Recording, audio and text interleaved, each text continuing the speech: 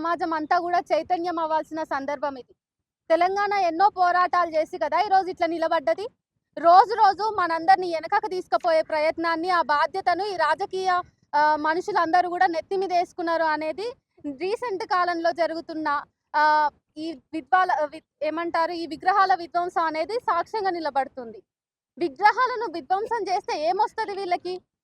Real estate అని అక్కడ fact finding కి వెళ్ళిన మిత్రులు చెప్తున్నారు.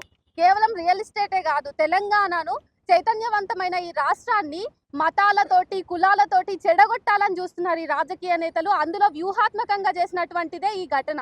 అంతే తప్ప దీన్ని వేరేగా తీసుకోవాల్సిన అవసరం లేదు. ఎప్పుడైనా రాజ్యానికి ప్రజలు చైతన్యంగా ఉండడం అంటే గిట్టదు.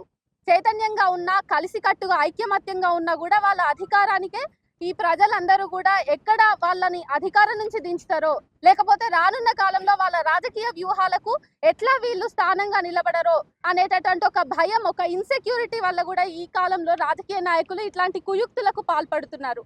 ఏముంది, తెలంగాణ రాష్ట్రం ఎంత చైతన్యవంతమైందో ఎవరికి తెలియదు? తెలంగాణ అంటేనే పోరాటాల గడ్డ కదా. మరి ఇట్లాంటి పోరాటాల గడ్డ మీద మహనీయుల విగ్రహాలు విధ్వంసం అవుతున్నాయి అంటే మనం ఎక్కడ పోతున్నట్టు?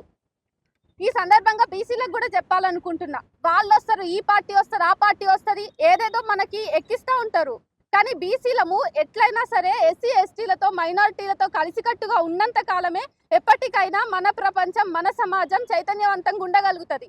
లేదు అని చెప్పేసి ఎవరో ఏదో కుట్రల్లో భాగంగా మనం కూడా కూలీల్లాగా వాళ్ళు వేసినటువంటి వ్యూహంలో మనం పావుల్లాగా మారినంత కాలం చైతన్యవంతమైన తెలంగాణ సమాజాన్ని మనం ఇంకా వెనక్కు తీసుకుపోతాం కానీ మార్పు ఉండదు. ఈ విషయంలో తెల్లాపూర్ ప్రజలు అమాయకమైనటువంటి చైతన్యవంతమైనటువంటి ఆ ప్రజలందరూ కూడా ఈరోజు బలైనటువంటి పరిస్థితిని మనం చూడొచ్చు.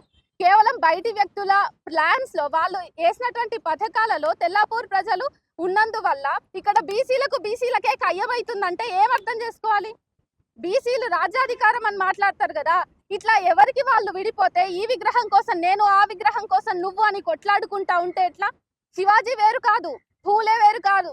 వాళ్ళిద్దరూ సైద్ధాంతికంగా చూసుకున్నట్టయితే తండ్రి కొడుకులని మనం అనుకోలేమా? చరిత్రను చదువుకున్న ఎవరికైనా వాళ్ళిద్దరూ ఒకటే గీతం మీద ఉన్నటువంటి మనుషులుగా తెలుస్తుంది. కానీ ఇప్పుడు ఏదో కొత్తగా ఒకరు వస్తారు, చరిత్రను మారుస్తారు. వాళ్ళు మార్చిన చరిత్రను మన మెదళ్ళలోకి ఎక్కించాలని చూస్తుంటే దాన్ని మనం గుడ్డిగా నమ్మి ముందరికి పోయినామంటే కష్టమవుతుంది. ప్రజలారా, చైతన్యంగా ఉండాల్సిన సందర్భం ఇదే, అది రాజకీయంగా కానీ సామాజికంగా కానీ. లేకపోతే తెలంగాణని నాశనం చేయడానికి చాలా మంది కుట్రబన్ని ఉన్నారు. తెలంగాణను కూడా కాషాయీకరణ చేద్దామనో, ఇంకో రకంగా మతోన్మాదంతోనో కులోన్మాదంతోనో నింపుదామని ఎప్పుడు కాచుకొని చూస్తున్నటువంటి వాళ్లకు తెలంగాణ ప్రజానీకమే సమాధానం చెప్తుంది.